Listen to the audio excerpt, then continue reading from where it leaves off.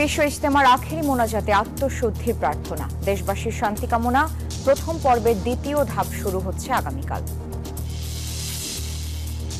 কুমিল্লায় যুবদল নেতার মৃত্যুর ঘটনায় দোষীদের বিচারের আশ্বাস, নিহতের পরিবারের সদস্যদের সঙ্গে যৌথ বাহিনীর আলোচনা। সিরাজগঞ্জে নদীতে নেমে নিখোঁজ ৩ শিক্ষার্থীর মরদেহ উদ্ধার, সবাই পড়ত নবম শ্রেণীতে, এলাকায় শোকের মাতম। রাজশাহীতে আলু সিন্ডিকেটের কারসাজি, কোল্ড স্টোরেজ ভাড়া দ্বিগুণ না কমালে আইনি ব্যবস্থা, ভাড়া বৃদ্ধির প্রতিবাদে চাষিদের বিক্ষোভ।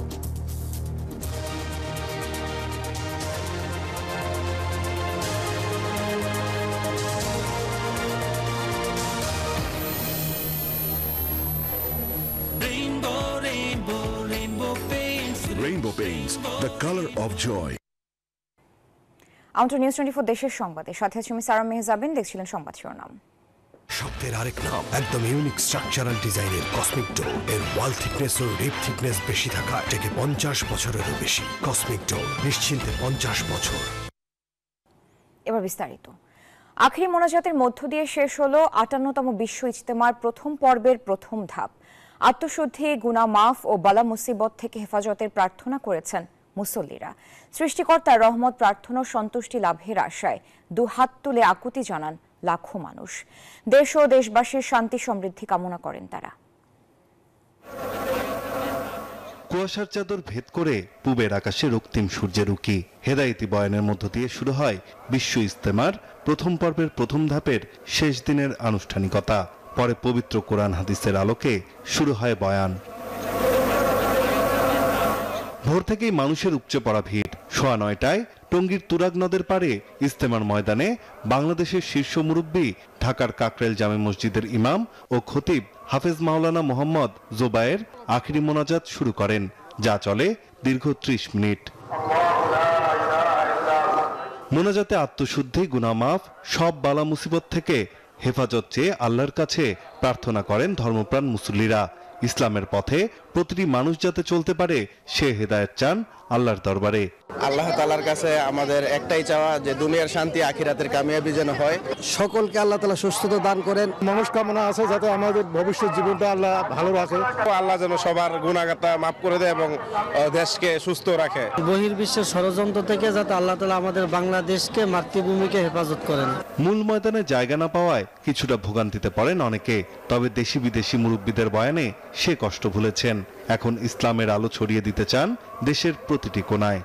দেশি বিদেশি মেহমানদের কাছ থেকে মূল্যবান বয়ান শুনে আমাদের দুনিয়া এবং আখিরাতে যাতে সঠিকভাবে চলতে পারি। আল্লাহ তাআলা যেন আমাদেরকে মিলেমিশে সবাইকে থাকার তৌফিক দান করেন। সারা দেশ 84টি মানুষজন আসছিল, ইসলামের দাওয়াত দিছিল। সোমবার থেকে জোবায়েরপন্থী বা সূরায়ে নিজাম অনুসারীদের বিশ্ব ইজতেমার প্রথম পর্বের দ্বিতীয় ধাপ শুরু হবে, যাতে অংশ নেবেন দেশের 23টি জেলার মুসল্লিরা, যা শেষ হবে বুধবার আখেরি মোনাজাতের মধ্য দিয়ে। সংঘাত ভুলে প্রতিটি মানুষ কাঁধে কাঁধ মিলিয়ে দেশের জন্য কাজ করবে, সারা বিশ্বে ছড়িয়ে দেবে ইসলামের আলো, এমনটাই প্রত্যাশা ধর্মপ্রাণ প্রতিটি মুসল্লির। টঙ্গীর ইজতেমা ময়দান থেকে নাইম আল চিকো, নিউজ 24, গাজীপুর। এই যে আমার ব্যাংক আরএফএল গ্যাস স্টোভ, এর সায়েন্টিফিক নজল আর ব্রাশ বার্নার তাপকে সমানভাবে ছড়িয়ে খরচ বাঁচায় 25%। আরএফএল গ্যাস স্টোভ নিরাপদ ও গ্যাস সাশ্রয়ী। 304 ফুড গ্রেড স্টেইনলেস স্টিলে তৈরি, যা নিশ্চিত করে জংবিহীন সিঙ্কের আজীবন নিশ্চয়তা। আরএফএল কিচেন সিঙ্ক, স্বাস্থ্যকর কিচেনের চিরস্থায়ী সমাধান। কুমিল্লায় যুবদল নেতা তৌহিদুল ইসলাম হত্যার ঘটনায় অভিযুক্তদের সামরিক আইনে বিচারের আওতায় আনা হবে, আশ্বস্ত করেছে যৌথ বাহিনী। নিহতের পরিবারের সদস্যদের সঙ্গে বৈঠক করেছেন তারা। শনিবার রাতে জেলা সমাজসেবা কার্যালয়ে এই বৈঠক হয়। আলোচনায় ছিলেন নিহতের স্ত্রী, ভাই ও অন্যান্য স্বজনরা। সেখানে বৈষম্য বিরোধী ছাত্র আন্দোলনের প্রতিনিধিরাও ছিলেন। বৈঠক শেষে জানানো হয়, তদন্ত কমিটির প্রতিবেদন শেষে আদালত গঠনের মাধ্যমে বিচার প্রক্রিয়া শুরু হবে। বিচারে দায়ী ব্যক্তিদের শাস্তি নিশ্চিত করা হবে।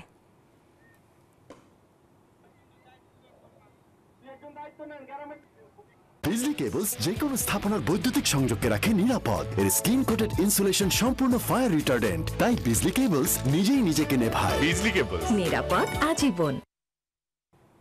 দেশের সংবাদের সময় হলো একটি বিরতি, ফিরছি আরো খবর নিয়ে, সাথে থাকুন।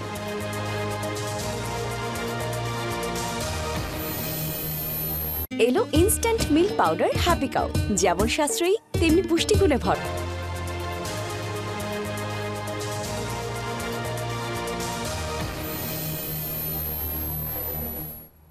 আমন্ত্রণ একবার দেশের সংবাদে। জুলাই আন্দোলনে আহতদের দাবির মুখে 7 উপদেষ্টার বৈঠক চলছে সচিবালয়ে। সেখানে আছেন আমাদের সহকর্মী শাহনাজ ইয়াসমিন, যুক্ত হচ্ছে তার সাথে। ইয়াসমিন, বৈঠকে কি কি বিষয় আলোচনা হচ্ছে জানাবেন সেখানকার বিস্তারিত?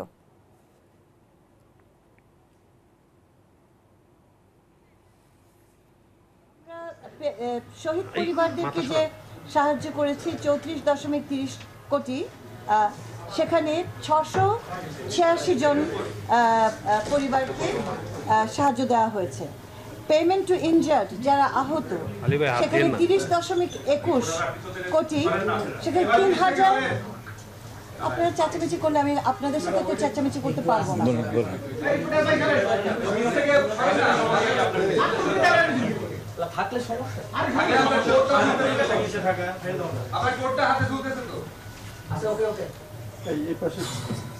অস্থিরতাটা একটু হ্যাঁ।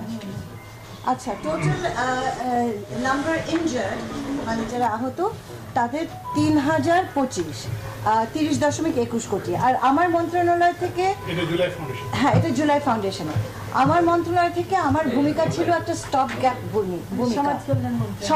সমাজ কল্যাণ মন্ত্রণালয় থেকে। স্টপ গ্যাপ কেন বলছি, কারণ সব কিছু আয়োজন করতে কিন্তু অনেকগুলো সংকটের জায়গা তৈরি হয়েছে।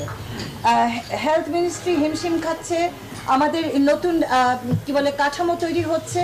এই জায়গাটিতে সমাজ কল্যাণ মন্ত্রণালয়ের কিছু অর্থ থাকে যেটা আমরা অসহায় মানুষকে দিয়ে থাকি, এটা আপনারা জানেন। সেটা দর্শক, সচিবালয়ে চলছিল 7 উপদেষ্টার বৈঠক, আমরা সরাসরি সেখানে যুক্ত ছিলাম। দেশের বিভিন্ন স্থানে পৃথক সড়ক দুর্ঘটনায় প্রাণ গেছে 7 জনের, আহত হয়েছেন 12 জন। সকালে মাজার জিয়ারতে যাওয়ার সময় ঢাকা সিলেট মহাসড়কের ওসমানী নগরে প্রাইভেট কার ও ট্রাকের মুখোমুখি সংঘর্ষ হয়। এ সময় ঘটনাস্থলে 2 জনের মৃত্যু হয়। পরে হাসপাতালে চিকিৎসাধীন অবস্থায় আরও 2 জন মারা যান। ঘন কুয়াশার কারণে দুর্ঘটনা ঘটে বলে জানিয়েছে পুলিশ। দিনাজপুরের ফুলবাড়ি ও বিরলে আলাদা সড়ক দুর্ঘটনায় 2 জন নিহত হয়েছেন। এছাড়া গোপালগঞ্জে বাস ও ইট বোঝাই ট্রলির মুখোমুখি সংঘর্ষে 1 জন নিহত ও 10 জন আহত হয়েছে।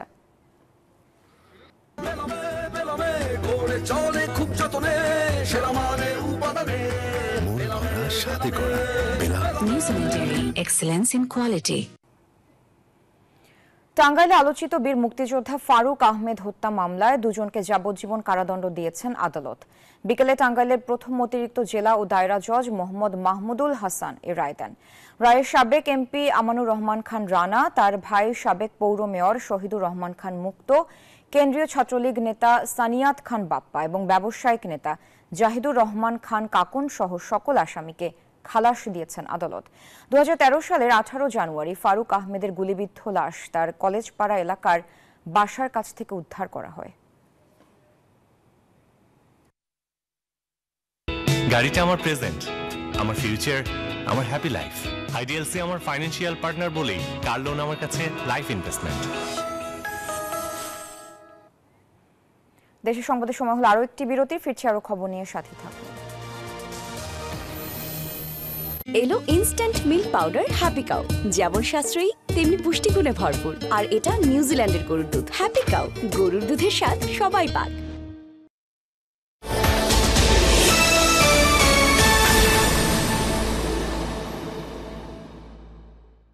বন্ধু নেমে আয় না, 5 মিনিট দাঁড়া, হেয়ার কালার করে নেই। হেয়ার কালার এখন?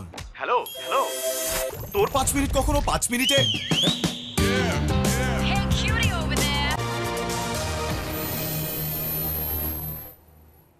আমন্ত্রণ আরেকবার। সিরাজগঞ্জ নদীতে গোসলে নেমে নিখোঁজ 3 শিক্ষার্থীর মরদেহ উদ্ধার করা হয়েছে। বন্ধুর বাড়িতে বেড়াতে গিয়ে শনিবার কামারখন্দে ফুলজোর নদীতে নিখোঁজ হন ওই 3 শিক্ষার্থী। সিরাজগঞ্জের কালেক্টর স্কুলের 9ম শ্রেণীর ছাত্র কৃষ্ণ নিয়োগী ও তার কয়েক বন্ধু মিলে কামারখন্দ উপজেলার ঝাঁটি বেলাই গ্রামে বন্ধু জারিফের বাড়িতে বেড়াতে আসে। গতকাল দুপুরে ফুলজোর নদীতে গোসল করতে নামে তারা। গোসলের এক পর্যায়ে রাফিন, কৃষ্ণ নিয়োগী ও সার্জিল ইসলাম ডুবে যায়।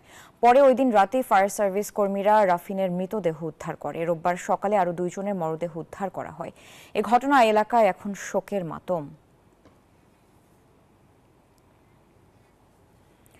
আলু নিয়ে সিন্ডিকেটের কালো থাবা যেন কিছুতেই থামানো যাচ্ছে না। এবার পূর্ব ঘোষণা ছাড়াই কোল্ড স্টোরেজ ভাড়া দ্বিগুণ করায় দুশ্চিন্তায় আলু চাষিরা। ভাড়া না কমালে আইনি ব্যবস্থা নেওয়ার কথা জানিয়েছে জেলা প্রশাসন। রোববার বেলা 11টার দিকে মোহনপুর উপজেলার সামনে নওগাঁ রাজশাহী মহাসড়ক অবরোধ করে আলু ছড়িয়ে বিক্ষোভ মিছিল ও প্রতিবাদ সমাবেশ করেন তারা। এ সময় চাষিরা জানান, কোল্ড স্টোরেজের অতিরিক্ত ভাড়া তাদের ক্ষতির মুখে ফেলছে। প্রতি কেজি আলু সংরক্ষণের জন্য আগে 5 টাকা ভাড়া দিতে হতো, এবার নেওয়া হচ্ছে 8 টাকা করে। কোল্ড স্টোরেজ মালিকদের নৈরাজ্য বন্ধে সরকারকে দ্রুত পদক্ষেপ নেওয়ার দাবি জানান চাষিরা। এ ছিল দেশের সংবাদে। এতক্ষণ সাথে থাকার জন্য ধন্যবাদ সবাইকে।